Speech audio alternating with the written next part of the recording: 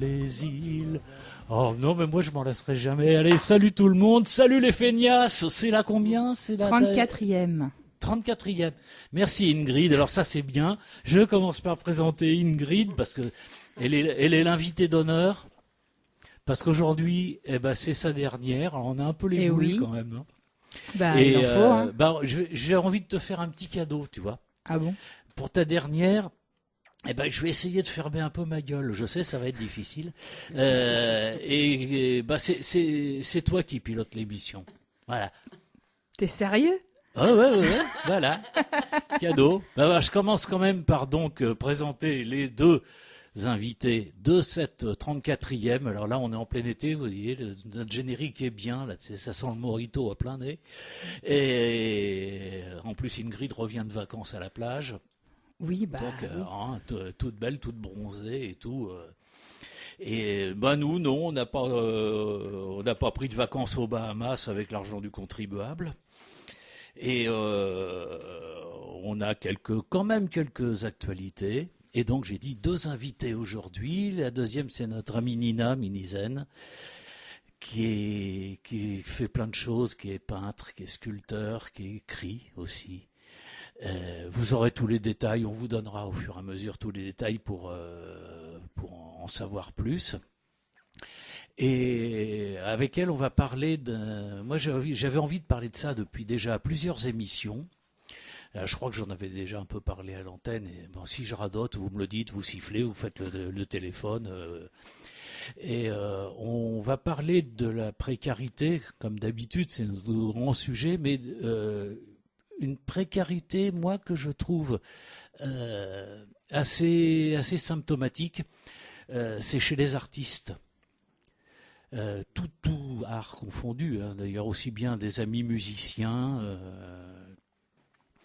je pense à quelques-uns en particulier, la situation qui leur est faite par le système, par les logiques qu'on met dans la tête des gens dès l'enfance, avec cet état d'esprit d'individualité poussé à l'extrême, qui, de fait, les empêche trop souvent d'envisager des solutions collectives qui sont pourtant une des solutions.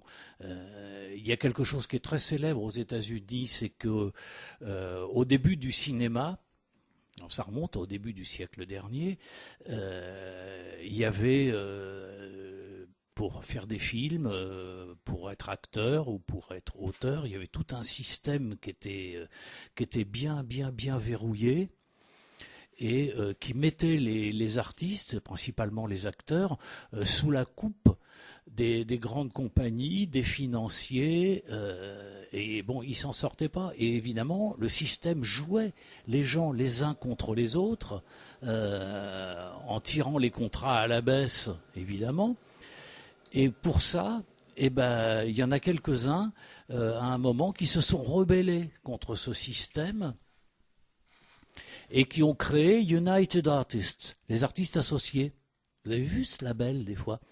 C'est comme ça que c'est venu. C'est un groupe d'acteurs et de cinéastes qui se sont groupés ensemble et qu'on dit, on fait chier New York, allez vous faire foutre, on va créer notre ville spéciale pour le cinéma.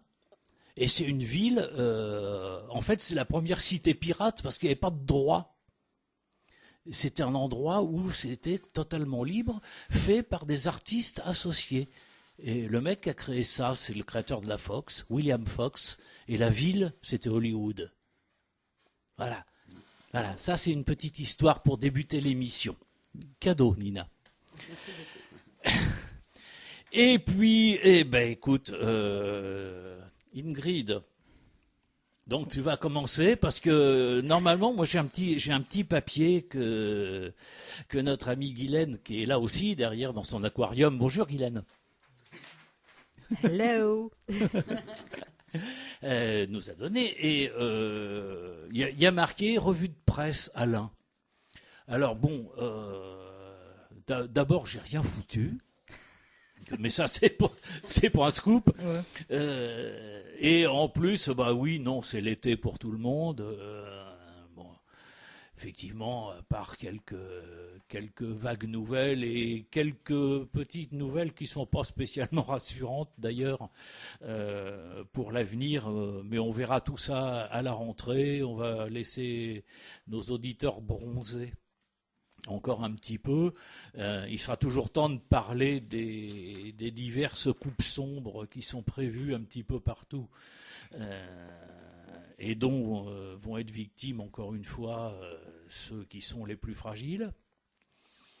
Et on verra ça plus tard. Voilà. En attendant, nous, on est toujours là, on continue, on a un groupe Facebook, Oui, on a un groupe Facebook. Ah, pour une fois que tu dis pas page Facebook, t'as mis 2 ans quand même à dire groupe Facebook, c'est bien. Donc je fais directement les stats. Bah oui, c'est parce que c'est écrit. Voilà, il a lu groupe, le mot groupe, donc il a pas dit page. Voilà.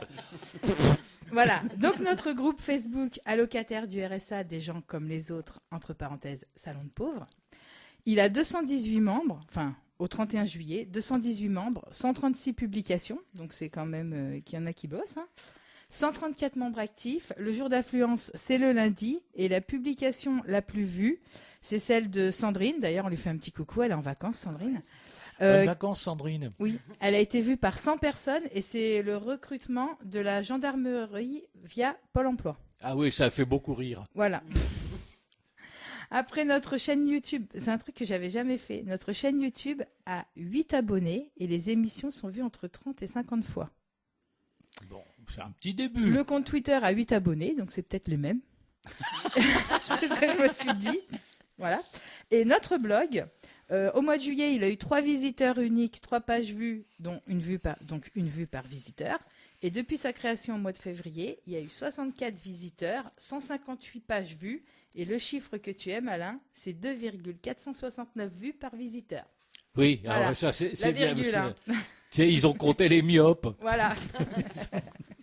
Donc, puisque c'est moi qui gouverne, alors je laisse Marie-Thérèse nous donner l'actualité des groupes ressources. Les groupes ressources, à part 2 groupes qui ne sont pas partis en vacances, vous devinez lesquels? Amboise et Tourneur. Voilà. On applaudit bien fort. Donc nous, à Amboise, on s'est retrouvés le 23 juillet. Et on a encore une nouvelle fois échangé sur l'avenir des groupes, puisqu'un projet serait de réunir tous les groupes en un seul. Donc nous, on n'est pas trop d'accord. Je pense que Tourneur, c'est pareil. Donc on vous en reparlera quand même. Ouais, ça c'est de la cuisine interne. Voilà, on vous en reparlera de toute façon en temps et en heure. Marie-Thérèse, à propos d'Amboise, on en profite pour faire un petit coucou à nos amis de la Belle Poule qui ont publié ce mois-ci des choses, notamment leur programme. Oui. Ils ont modifié leurs horaires, ils ont plein d'activités, ils ont plein de choses intéressantes. Alors les gens d'Amboise, allez là-bas, ils sont sympas comme tout. Oui. Mais bon, là, ils vont pas être là pour le week-end. C'est fermé ce week-end, donc ils donnent rendez-vous mercredi dans une semaine. Encore 2 qui sont partis aux Bahamas. Non, donc voilà. Et puis nous, on va se retrouver quand même en Amboise au mois de septembre. Mais j'espère bien. Voilà. Donc à Tourneur, ils ont rencontré Madame Françoise Marié, défenseur des droits. Donc, oui. Et puis voilà, donc un peu tout. Et puis ils se retrouveront le 17 septembre avec Sandrine qui sera revenue de vacances, voilà, toute fraîche, toute bronzée, en pleine forme. Et puis bon, bien entendu, un petit coucou à nos amis de Tarbes. Oui. Qui sont toujours très actifs qui répondent souvent sur notre groupe là, qui nous mettent des trucs. Ils sont très très actifs. Il y en a 2-3 qui sont. Bon, je vais peut-être aller leur faire un petit coucou. Ça me démange un peu. Ah, de toute façon, il va falloir commencer. Promis, si j'y vais, je vous ramène du son. Je vous ramènerai des bouteilles aussi. Donc, et puis bien entendu, pour participer à nos groupes, il suffit de contacter votre référent ou la MDS dont vous dépendez, ou en nous envoyant un mail. salondepauvre@gmail.com. Voilà. Et puis maintenant, Ingrid. Oui, donc déjà la pause musicale. Déjà? Bah oui, en fait, je me rends compte que j'ai oublié de donner tous nos réseaux. Bah ouais. Ah, Donc, le groupe Facebook, allocataire du RSA des gens comme les autres. Le compte Twitter s'appelle Salon de Pauvres. La chaîne YouTube où sont rediffusées les émissions en réécoute s'appelle aussi Salon de Pauvres. Notre blog s'appelle Groupe Ressources 37 sur la plateforme Overblog. Et notre adresse mail, comme je viens de la donner, salondepauvre@gmail.com. voilà. Voilà, j'avais oublié de dire ça. J'espère que tout le monde a bien noté. Oui, bah à force de le répéter, je pense que salon de pauvre, salon de pauvre, salon de pauvre. Les gens, ils ont bien compris qu'on s'appelait salon de D'ailleurs, pauvre. il y a des jingles en préparation. Non, mais non, c'est pas des jingles en préparation. C'est qu'en fait, voilà, l'équipe a voulu garder ma voix. Donc, je me suis enregistrée en train de donner tous les noms des réseaux. Alors, il y a en normal et il y a avec la petite musique des Tontons Flingueurs avant. Donc, je vous laisse tout. Ce sera à vous de choisir ce que vous voulez mettre. Mais en fait, à la base, c'est fait pour couper le sifflet à Alain quand il en dit trop. Voilà. Donc, Guylaine C'est dire que vous balancera allez ma les voix. entendre. Hein. Guylaine balancera ma voix. Je remercie Ingrid. Mais d'avoir dis-moi, pensé Ingrid, à moi. rassure-moi Merci. quand même. Hein, tu continues à t'occuper de toutes ces petites choses. Ah bah moi, de toute pour façon, l'instant. je reste avec vous par la pensée et par les ondes, puisque de toute façon, je vais rester derrière vous, mais chez moi, pour mettre l'émission sur YouTube. Je vais m'occuper des réseaux avec Marie-Thérèse, comme je le fais là.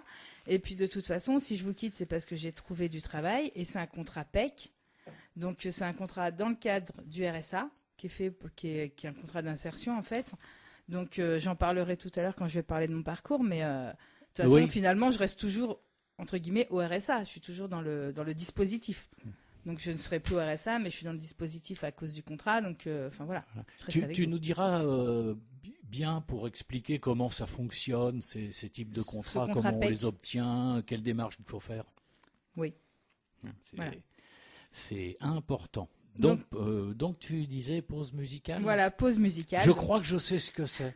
Bon, bah voilà, Il pour me semble, pas hein. changer, ça va être les Guns N' Roses Eh, pour la 5e fois de suite. Bon, à part quand j'étais pas là et que vous avez mis je veux dire, le shérif. heureusement qu'elle a pas, parce que, heureusement qu'elle nous a pas fait les cœurs de l'armée rouge, sinon on y sera encore dans 10 ans.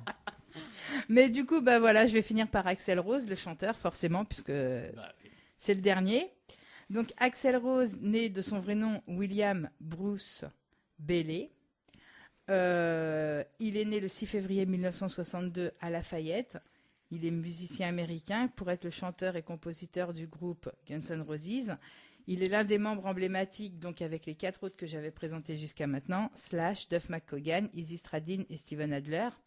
Donc le chant, il l'a appris en chantant à l'église dans la chorale de son collège, et il a appris aussi le piano au collège. Donc en fait, il s'est fait appeler Rose parce que c'est le nom de jeune fille de sa mère, et quand il a découvert que son père était un homme violent, il a voulu enlever Bailey en nom d'artiste, mais évidemment pour l'état civil, il reste William Bailey. Mais il a choisi Rose pour pas avoir ce nom connu de tout le monde, parce qu'il voulait plus voir son père. ouais, en fait. voilà, tu m'apprends des choses. Ah bah oui, bah c'est pour ça. Je suis faite pour ça.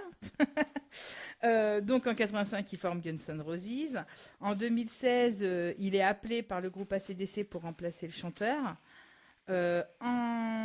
Après, bon bah, il a fait, donc il y a tous les albums des Guns que j'ai cités jusqu'à maintenant.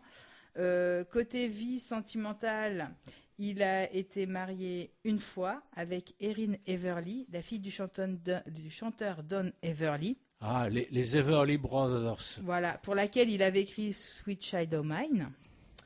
Et après, il a été donc avec Stephanie Seymour, qui apparaît dans les clips Don't Cry et November Rain, une top modèle.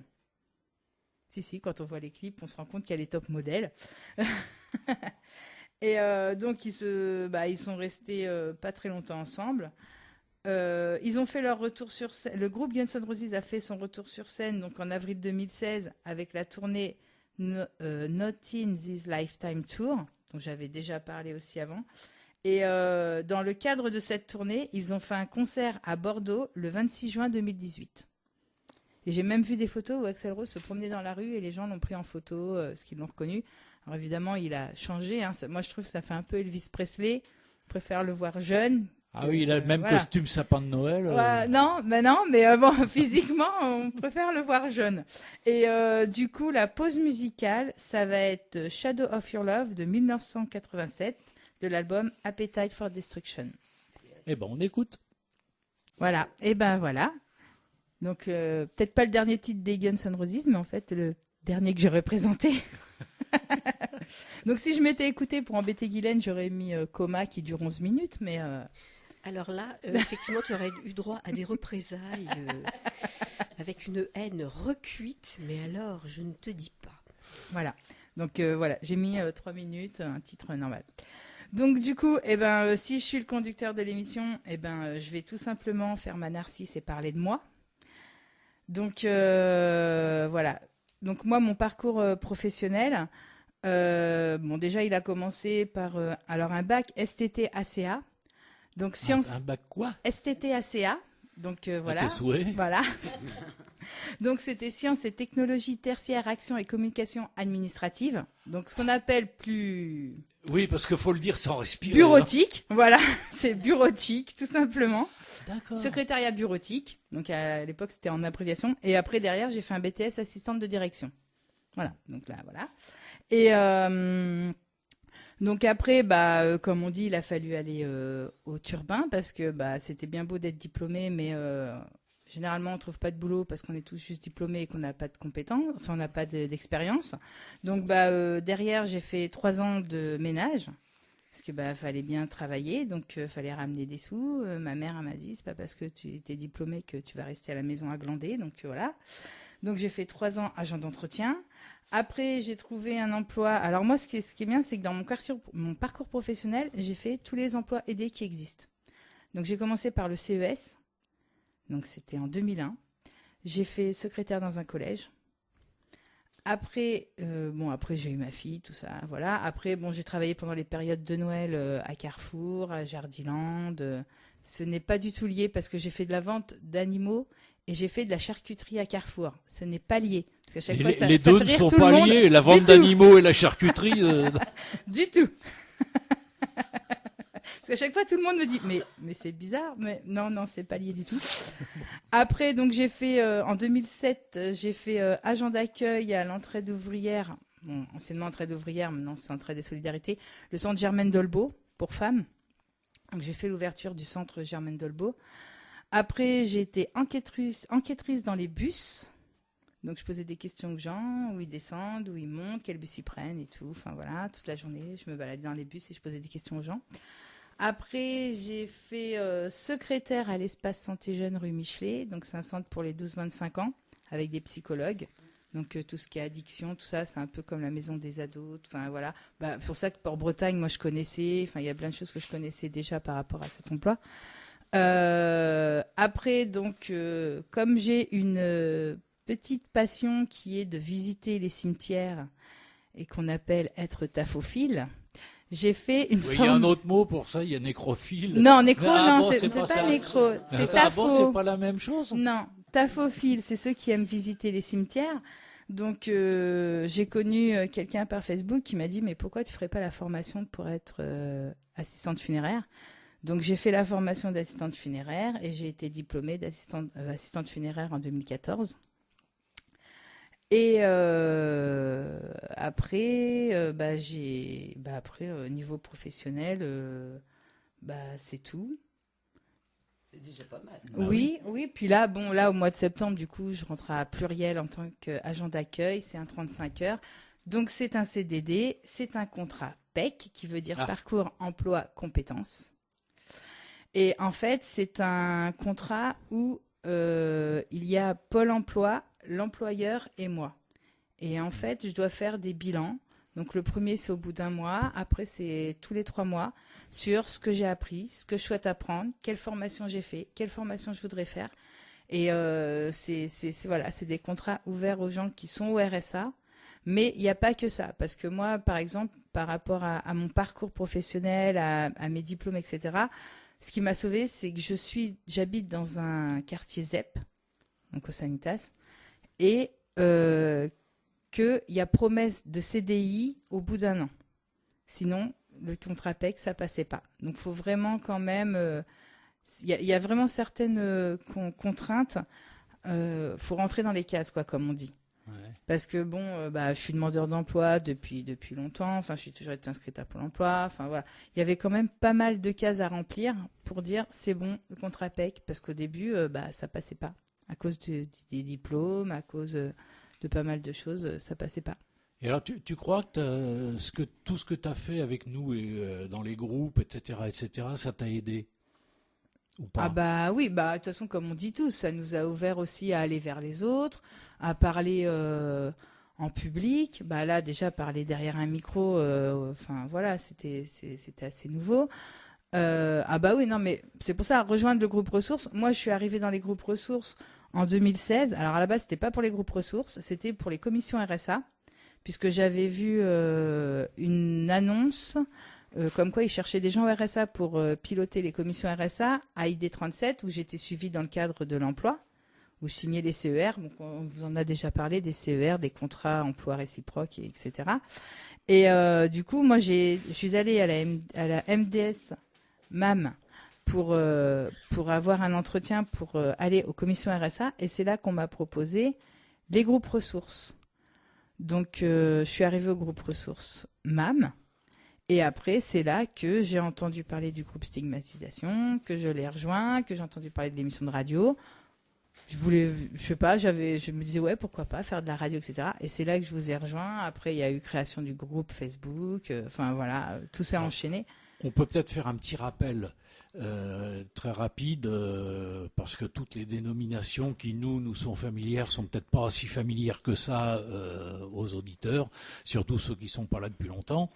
En gros, sur décision de l'État, il a été décidé d'impulser des groupes qu'on a appelés groupes ressources. Alors on a cherché longtemps une dénomination un peu plus sexy, on n'a encore pas trouvé. Donc si vous avez des idées, n'hésitez pas.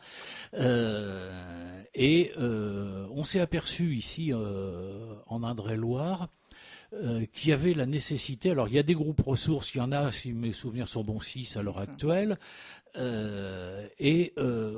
On a tout de suite noté qu'il y avait une thématique qui ressortait tout le temps, c'était le fait que on se sentait, à tort ou à raison, peu importe, on se sentait stigmatisé. Jusque chez nos proches ou dans notre propre famille, où on était facilement catalogué avec les mots que vous avez tous entendus. On était des profiteurs, on était des cassos, on était des assistés, etc., etc. Et tout ça, en fait, ça pesait lourd parce que c'est des choses qui t'enferment dans ton statut, dans ton isolement. Et ça nécessitait on a eu envie d'y réfléchir ensemble et de dire comment on peut faire pour casser ce truc-là. Autre que de répondre à chaque fois qu'on voit des saloperies sur Facebook, clac, mais ça c'est des actes individuels. Quelle réponse collective on pouvait essayer d'imaginer tout ça pour faire un peu avancer le schmilblick. Et donc la première idée qui est venue, c'était de se servir d'une radio comme haut-parleur, et on en avait une à disposition, c'est Radio Béton. Et effectivement, ça semble être une initiative qui a bien fonctionné, et donc on a créé un espèce d'intergroupe qui s'occupe uniquement de ça, pas que de l'émission de radio, mais effectivement l'émission de radio prend beaucoup de temps et beaucoup de place dans les activités, mais on est preneur de toute initiative. On en a fait d'autres, on a réalisé un petit film, on a fait plein de choses contre cette stigmatisation qui perdure. On entend encore il y a des gens il y a des connards qu'on a dans le nez, comme Laurent Wauquiez, par exemple. Bon, lui, on l'entend plus trop, c'est pas un mal. Mais on continue à entendre des saloperies. Et des saloperies qui sont relayées par des gens qui sont soit des pseudo-scientifiques, soit des élus, donc des gens dont la parole porte énormément. Et donc, voilà, on continue nos petites activités d'intergroupe et pareil que ce que disait Marie-Thérèse tout à l'heure, ces intergroupes sont ouverts et il y a possibilité de s'y associer quand vous voulez. Voilà. Donc, maintenant, je vais peut-être parler du coup des Intrépides, de l'association Les Intrépides dont je suis présidente. Alors en fait, moi j'y suis arrivée en 2013, donc à la fin de mon contrat à l'Espace Santé Jeune, par le biais d'une amie qui a insisté pendant 6 mois pour que je vienne. Alors en fait, Les Intrépides, ça a démarré en mars 2011. C'était un groupe de personnes adultes qui a été créé par les assistantes sociales en stage. Leur groupe s'appelait Intervention sociale d'intérêt collectif, qui ont constaté lors des entretiens des assistantes sociales et des conseillères socioprofessionnelles que les gens, notamment du Sanitas, puisque c'était la MDS Dublino, en dehors du quartier, ils ne sortaient pas, ils étaient enfermés dans leur train-train quotidien. Au niveau de la culture, ils n'avaient jamais mis les pieds ni au château de Tours, ni dans les musées, ni rien. Même s'il y a des tarifs préférentiels ou même si c'est gratuit le premier dimanche du mois, les gens ils sortent pas. Donc elles ont décidé de créer un groupe d'adultes accompagnés de 2 assistantes sociales et 2 conseillères socioprofessionnelles et de les faire sortir, de les réunir deux fois par mois. Donc c'était le jeudi à l'époque. Donc un jeudi sur 2. Donc c'était un jeudi préparation de la sortie et le jeudi 15 jours après c'était la sortie. Donc moi quand j'ai intégré le groupe, c'était comme ça, c'était peu de temps avant la fête du quartier, Pluriel n'existait pas encore, ça allait ouvrir au mois de septembre en 2013. Donc moi j'ai intégré le groupe, puis on a tenu le stand qui s'appelait, à la fête du quartier Sanitas, qui s'appelait Pluriel, donc au vu de l'ouverture du centre social. Et en fait, le centre social, ça nous permettait de nous réunir, parce que à la base, les Intrépides, ils se réunissaient dans les permanences des assistantes sociales quand il n'y avait pas de permanence. Donc c'était dans une salle d'attente, il n'y avait pas de table, enfin bon, c'était un peu... voilà. Et du coup, l'ouverture du centre social, ça nous a permis d'avoir une salle pour se réunir. Au fur et à mesure, les professionnels qui étaient là, elles sont parties. Elles sont restées plus qu'à 2. En 2014, elles étaient 2. Et c'est en 2014 qu'on a décidé tous ensemble de se créer en association, parce que un groupe de personnes, ça ne veut rien dire. Quand on nous demandait si on était une association et qu'on répondait non, les gens, ils comprenaient pas trop ce qu'on était en fait, parce qu'on avait un nom, on avait un logo, puisque le logo il a été fait par des enfants des membres. On avait une page Facebook et en fait les gens ils comprenaient pas trop ce qu'on faisait, puis de quoi on vivait, puisque finalement c'était à l'époque Conseil Général qui finançait nos sorties et c'était des voitures Conseil Général qui nous emmenaient pour les sorties. Donc du coup c'est un peu moi qui ai mis la pression aussi pour qu'on soit une association, et du coup j'ai été élue présidente. On a rencontré quelqu'un des CMEA pour nous expliquer ce que c'était qu'une association et comment ça se montait. J'ai eu un entretien aussi au Cluzel, dans le bâtiment du Cluzel, où on m'a expliqué comment monter une association. J'ai fait les papiers, j'ai fait le dépôt en préfecture, et l'association, elle a été officiellement créée en janvier 2015. Donc depuis 2015, Les Intrépides, c'est une association. Donc là, actuellement, on a une 15aine de membres. On fait nos sorties beaucoup à 90% grâce à Culture du Cœur, puisque Culture du Cœur nous permet d'avoir des entrées dans pas mal de sites, même hors du 37 d'ailleurs, puisqu'on va beaucoup sur Blois, le château, le muséum d'histoire naturelle, le musée de la Résistance. On a fait plein de choses hors département. Et du coup, actuellement, on se réunit donc le vendredi, donc un vendredi sur 2.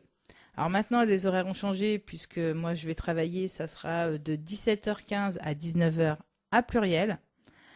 Et la première réunion, c'est le 20 septembre. Donc, il y a une adhésion de 10 € à l'année. Donc, l'adhésion, c'est de date à date. Et je vois Serge qui me fait des signes. Quoi? De quoi? Ah oui, non, ça sera 12 € au mois de janvier. Là, les gens, s'ils veulent venir aux Intrépides, avant le 31 décembre, c'est 10 €. Au mois de janvier, ça passe à 12, puisque depuis 2015, on n'avait jamais changé le prix d'adhésion. Donc, on s'est dit, flûte, tout augmente, nous aussi. Et du coup, on a, pour nous contacter, donc il y a une adresse mail assolesintrépides@gmail.com et un numéro de téléphone 06 46 91 10 22. Voilà. Et je vois que vous avez un calendrier bien rempli, je l'ai sous les yeux, c'est impressionnant. Est-ce que tu sais combien de sorties vous avez fait depuis le début? Alors oui, parce que j'ai emmené le rapport d'activité. Oh, Ah, bah, depuis le début? Ah Ouais, non, bah, j'ai non, à mais l'année, moi. à la louche, hein. Moi, j'ai à l'année en 2018. Ouais.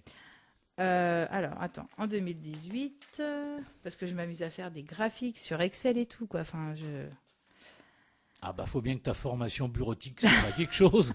STT ACA, là. Donc, janvier 2018, décembre 2018, alors il y a eu 10 sorties grâce à Culture du Cœur en Indre-et-Loire, 3 sorties financées personnellement, donc des fois on fait des sorties, on se paye les entrées, comme par exemple on a été à Villandry cette année, Culture du Cœur ils sont pas, on a payé l'entrée du château.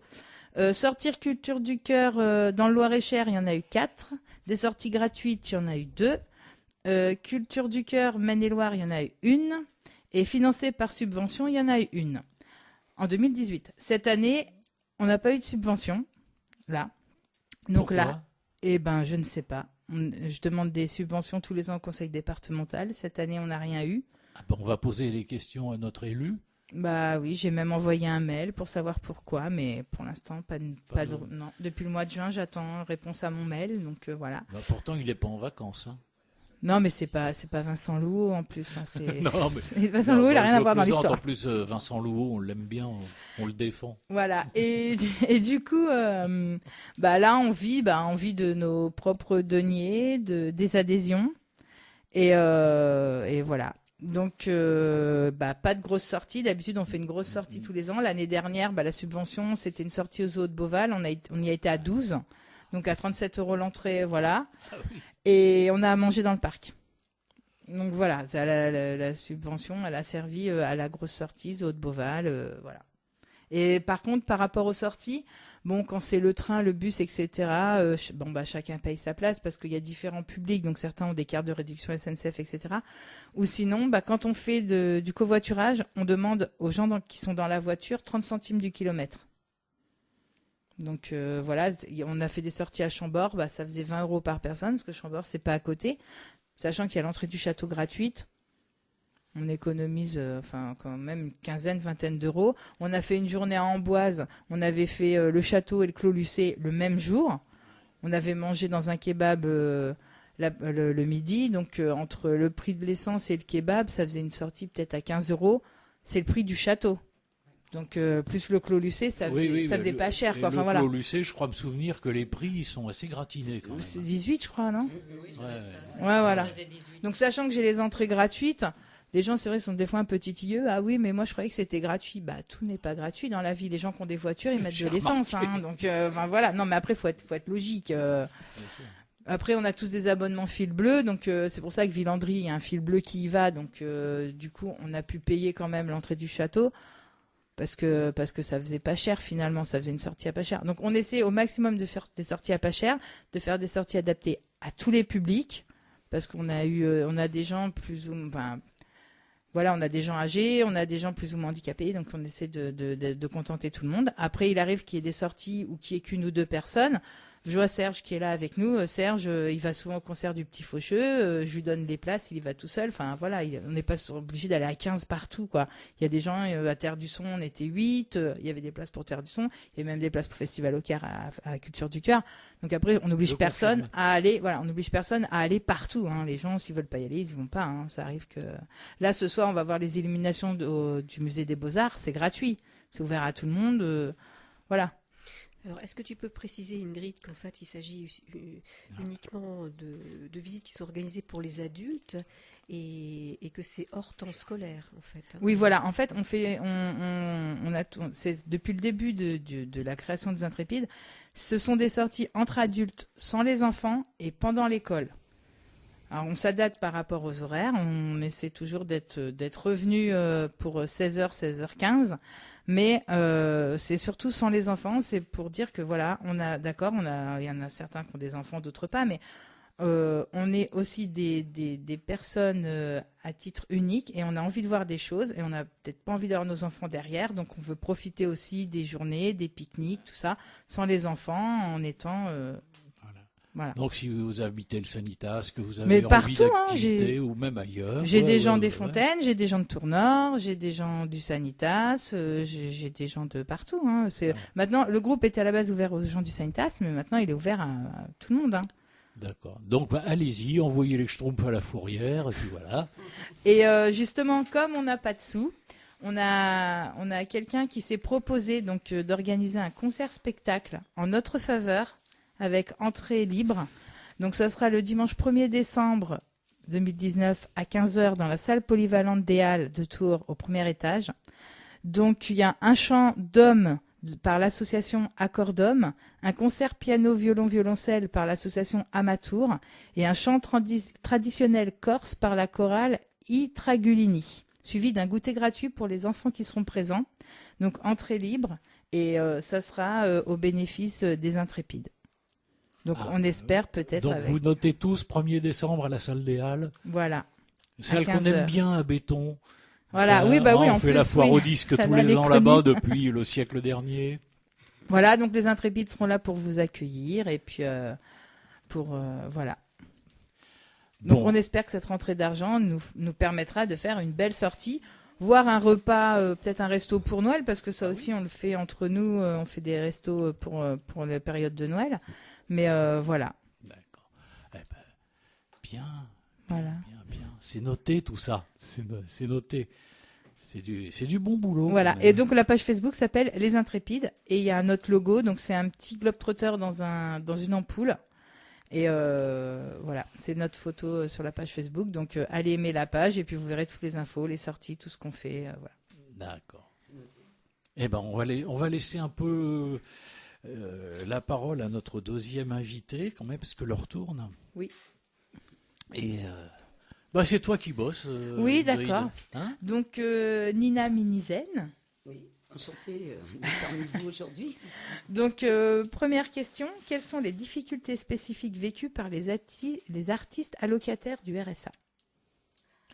Et d'abord, est-ce qu'il y a des difficultés spécifiques? Je pense oui, qu'effectivement il y a des difficultés spécifiques chez les artistes. C'est tout bonnement, la première difficulté c'est le fric. On va se cacher. Quand on veut exposer, c'est un coût. Alors effectivement on peut faire des jardins d'artistes, se regrouper, comme je l'ai fait pendant des années, se monter en association pour pouvoir exposer, se faire connaître. Je dirais que la première difficulté chez les artistes c'est de se faire connaître. Ah, je parle pas assez près du micro. Ouais. Ouais, la première difficulté, effectivement, pour les artistes, c'est de se faire connaître, c'est de faire reconnaître leur travail, de faire reconnaître et entendre leur démarche.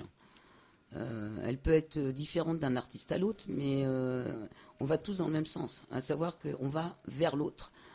Quand on crée, quand on promulgue nos œuvres, nos créations, c'est avant tout une démarche vers l'autre. Et ça, c'est la première difficulté, c'est la première précarité, j'ai envie de dire. Elle est une précarité humaine. C'est-à-dire que l'artiste est toujours seul face à ses créations et face à ses démarches, et toutes les démarches inimaginables qu'on peut avoir à entamer pour justement se faire connaître, aller vers les autres. La deuxième, c'est effectivement une difficulté pécuniaire, parce que si on expose... en galerie, par exemple, je vais prendre le plus haut de gamme pour descendre un peu vers le bas. En galerie, c'est un coût. On paye le dépôt des œuvres. Alors, quand un artiste n'a pas d'argent, il doit payer la camelote, il doit payer effectivement l'essence pour se déplacer. C'est pas à 2 mètres de chez soi qu'on apprend à se faire connaître. Le dépôt des œuvres dans une galerie, là, je peux le dire au passage, je suis actuellement en galerie. Depuis le 16 mars, donc je le dis, dans une galerie qui s'appelle Chercheurs d'artistes, qui est une très belle galerie de 200 mètres carrés au nord de la Touraine, sur la commune de Château-du-Loir. Oui, ça a un coût. On paye un coût de dépôt des œuvres qui couvre à la fois les assurances, la promulgation des œuvres, voilà. tout un tas de choses. Si on vend pas, on paye à perte. Voilà.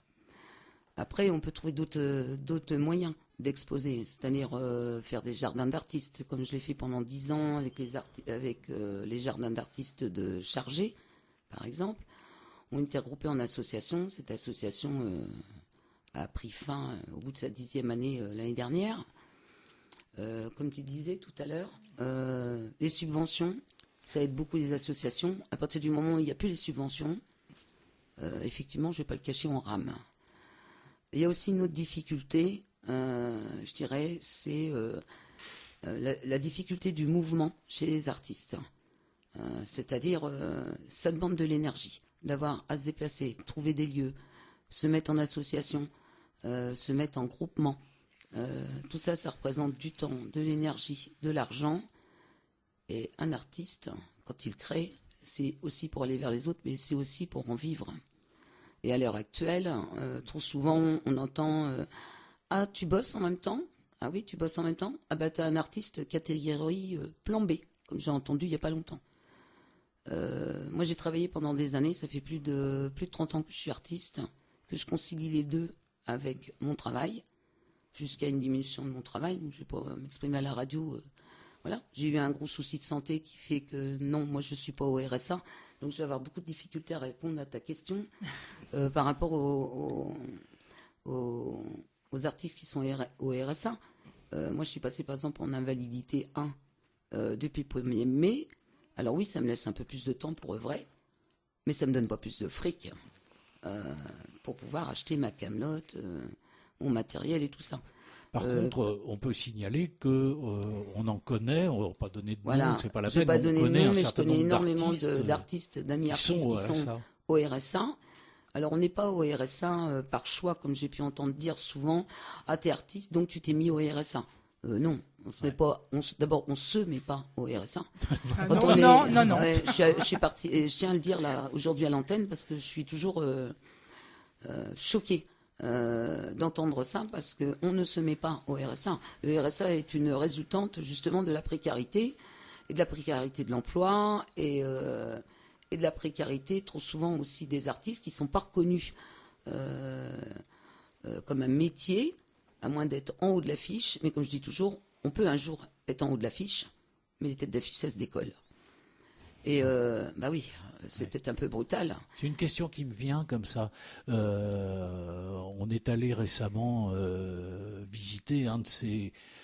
c'est pas un jardin d'artistes, mais c'est un peu ça. C'était les artistes qui exposaient chez eux dans des troglots, etc. Je crois qu'on a dû croiser, et toi tu dois connaître, des dizaines et des dizaines de peintres, de sculpteurs, de graphistes, enfin d'artistes. Sur la somme de tout ça, il y en a combien qui vivent de leur art? Il y a très très peu d'artistes effectivement qui vivent de leur art. J'ai presque envie de dire qu'il faut un sponsor aux fesses, quoi, pour pouvoir vivre de son art. Il y a effectivement ce qu'on appelle les têtes d'affiche qui sont tirées un peu vers le haut, vers toutes ces communautés pensantes du bel art. Hein. Ça, c'est pas Je nouveau. ne citerai pas de nom ici à l'antenne. Où effectivement il y a des artistes très talentueux qui sont emmenés vers le haut et qui eux peut-être vont réussir. Bon, on va balancer aussi, quand même, on va non, balancer je balancerai Léonard pas de le nom. Vinci qui était sponsorisé par le roi. Ouais. Mais il y a aussi des artistes très talentueux qui sont effectivement au RSA. Faut savoir que les artistes qui sont au RSA survivent au même titre que les gens lambda qui travaillent. C'est d'autant plus difficile que on n'a pas une reconnaissance à proprement parler du métier d'artiste, alors que moi je le défends haut et fort. Oui, c'est un vrai métier. Après, tout le monde peut avoir des talents artistiques, mais pour moi, par exemple, qui suis artiste pluriel et écrivain en plus, je suis comme tout à chacun des artistes. J'ai connu le haut de l'affiche, on va dire, de 2013 à 2016, à l'étranger.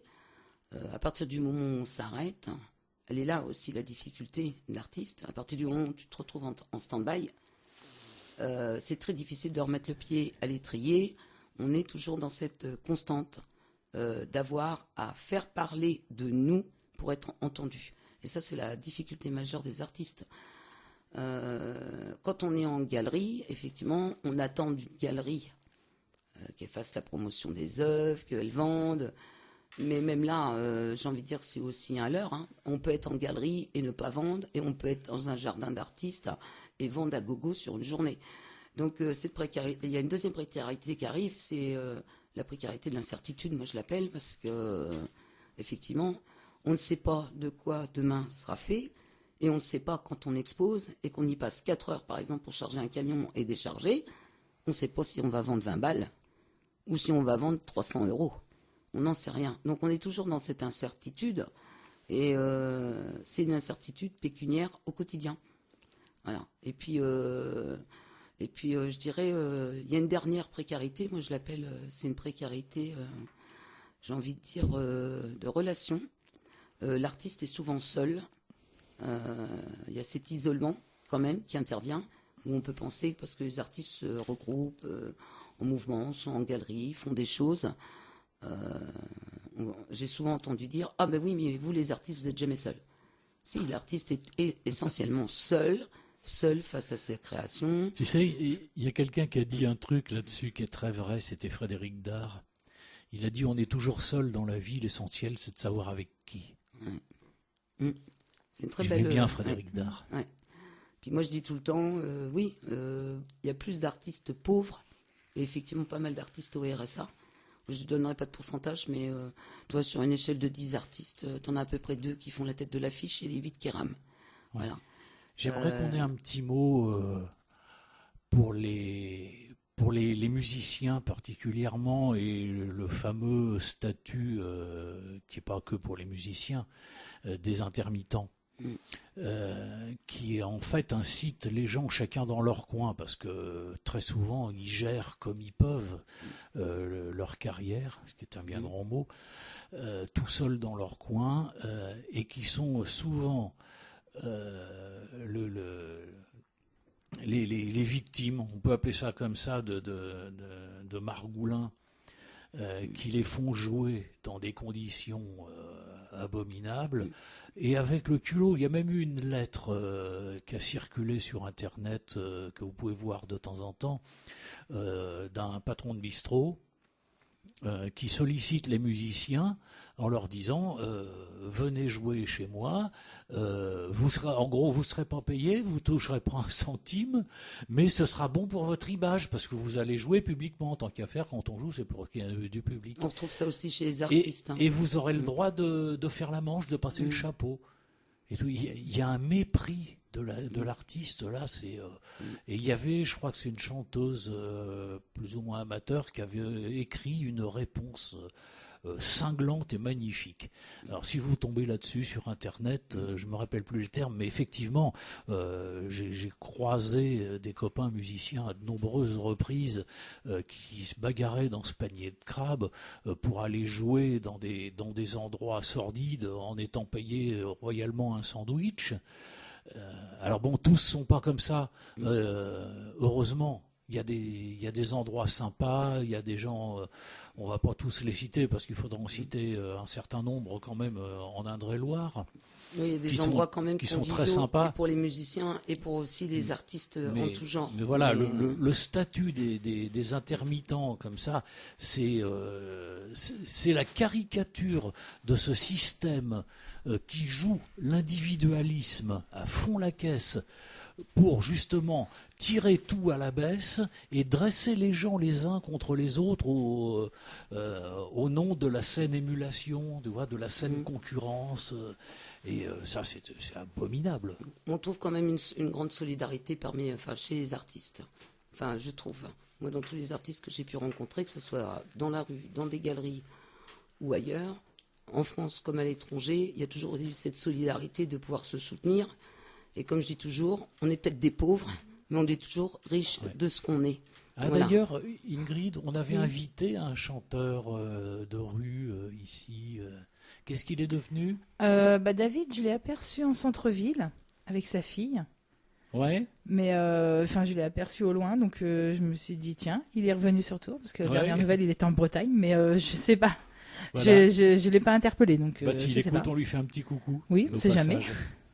Parce que moi j'ai bien aimé cette émission. Oui. On en parlait tout à l'heure avec Marie-Thérèse, c'était sympa. On a même gardé quelques images. Si vous êtes sage, on vous les postera un jour. Alors peut-être aussi que Et après, dans oui, le bon, on courant parlait de on a fait l'automne, un on pourra petit- faire un dossier sur le statut d'intermittent du spectacle, etc. Et en parler un petit peu plus en fait, parce que bon là on évoque les difficultés, mais il y a quand même un cadre juridique, bon, qui est certainement imparfait, mais qui peut aussi intéresser un certain nombre de personnes. Donc, C'est vrai. Ah Donc bah, on Ingrid, va... si tu as quelque chose à dire, parce que je vais vous donner un petit secret technique, j'ai rien dans mon casque. Oui, il entend donc rien, j'ai Alain, pas- en fait, J'ai depuis pas le du début. tout Ah, là, entendu juste ce que dit. Je voulais rajouter quand même qu'il y avait un statut quand même qui existe. Oui, heureusement, parce que c'est pas dans tous les Voilà, pays comme à ça. l'URSSAF de Tours, moi, il y a quelques années, il a fallu que je bataille parce qu'effectivement, j'ai cette particularité d'être artiste pluriel et écrivain. Mais il y a un statut qui est reconnu à l'URSSAF de Tours. Quand on fait une déclaration en tant qu'artiste, on a soit le statut peintre, on peut avoir le statut sculpteur, mais on peut avoir aussi maintenant le statut artiste pluriel quand les artistes ont plusieurs cordes à leur arc. Voilà. Voilà. Un statut Oui. reconnu sous une déclaration d'activité en bonne et due forme. C'est ce qui, d'ailleurs, j'engage les artistes à faire cette déclaration parce qu'elle est gratuite. Il n'y a pas de frais pour faire cette déclaration et c'est déjà la première reconnaissance de l'état d'artiste, c'est de faire sa déclaration d'activité, quoi. Voilà, c'est bien de le dire, effectivement. Non, je voulais demander justement à Nina plus personnellement quelles sont ses sources d'inspiration, si c'est plus de la sculpture, de la peinture, et puis où tu exposes. Alors moi, les sources d'inspiration, c'est dans tout, c'est dans mon quotidien. Et je fais aussi bien de la peinture, de la gravure, je sculpte sur pierre, j'écris aussi. Et je chante très mal, mais sous la douche, c'est moi. Mais si on veut voir tes œuvres, on va où alors? Alors, pour voir mes œuvres actuellement, je suis en exposition à la Galerie Chercheurs d'Artistes à Château-du-Loir depuis le 16 mars jusqu'au 4 septembre. Je vais refaire une autre exposition du 20 au 30 septembre, plus sur Amboise. Donc, il faudra aller sur mon compte, et là, c'est pas ma page, c'est mon compte d'artiste Facebook, Nina Minizen. Et à la limite, on tape Nina Minizen dans Google et on va me trouver. Voilà. D'accord. Voilà. Je suis un peu partout, à vrai dire, tout à Nina, quand on la cherche, on la trouve. Oui, on me trouve partout, à vrai dire. Il y a juste à taper mon nom dans Google, mais j'ai plus particulièrement un compte Facebook, mais j'ai aussi un site qui s'appelle Pluriartiste Écrivain, en un seul mot. Et donc là, c'est un peu long à taper, mais où là, il y a une foule de choses en présentation. Y compris des présentations de couvertures de livres, parce que je fais aussi la correction des manuscrits, des livres, la mise en page des couvertures de livres, et où j'aide aussi les écrivains qui n'ont pas le sou à pouvoir monter leur bouquin. Oui, Voilà. il y a Je ne ferai pas d'aparté sur les éditeurs. Je crois que ça serait malvenu. Non, mais justement, il y a un certain soutien entre artistes. Voilà, c'est bien la preuve ouais. que. Et puis moi, je suis dans cette démarche d'aide où aussi les artistes, même les artistes qui n'ont pas le sou, œuvrent très très souvent au bénéfice des gens qui sont en difficulté, comme les enfants de Clocheville, voilà, comme les associations d'handicap ou de soutien, tout simplement. Ok. Merci. Voilà, si vous voulez voir Nina, vous savez où aller. Voilà. Et voilà. Donc, on va se quitter. Et oui. Parce que c'est déjà l'heure Et tourne. Oui. Et moi, je vous dis au revoir. Alors, sûrement la prochaine, je passerai sûrement faire un petit coucou. J'essaierai de prendre des vacances les semaines où il y a l'émission comme Ingrid, ça. tu passes quand tu veux. Mais oui, je sais. Merci, Alain. Bon, allez, ce sera la combientième?